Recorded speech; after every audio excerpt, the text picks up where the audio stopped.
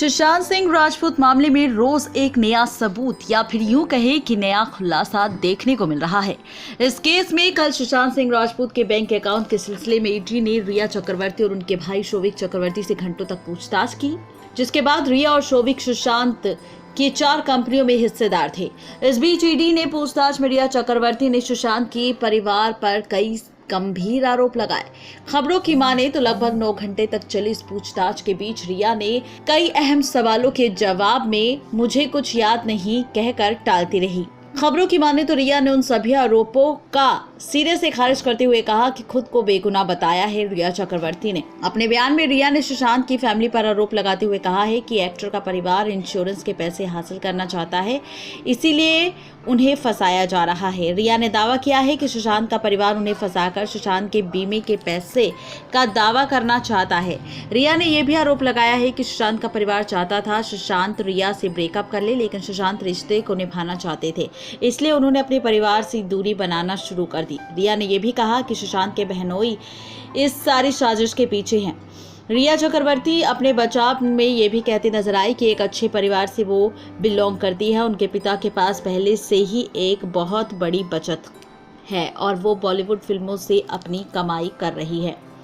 इसी के साथ आपको बता दें कि रिया चक्रवर्ती, शोविक चक्रवर्ती, श्रुति मोदी पर लगा मनी लॉन्ड्रिंग का इल्जाम।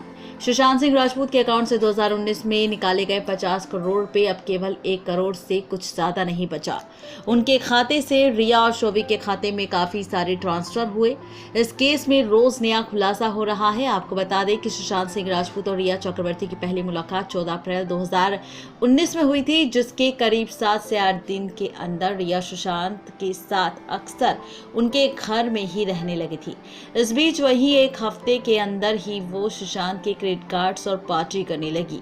रिया और सुशांत की कॉल डिटेल्स में सामने आया कि रिया ने सुशांत से ज्यादा उनके flatmate Siddharth Pithani, housekeeping manager Samuel Miranda और पीआर मैनेजर श्रुति मोदी के साथ बात की। रिया ने सुशांत को केवल 147 बार कॉल किया था।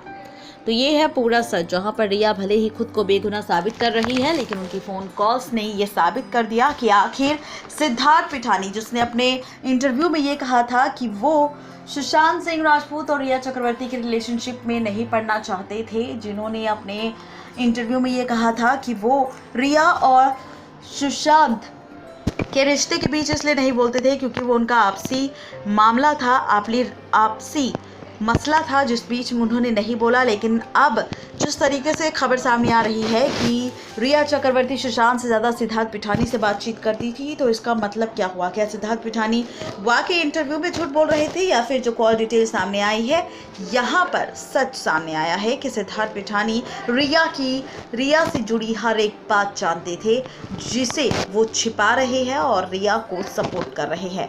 जितनी गुनहगार रिया चक्रवर्ती है, उससे कई बड़े गुनहगार सिद्धार्थ पिठानी भी है। लाइव से रजनी की रिपोर्ट।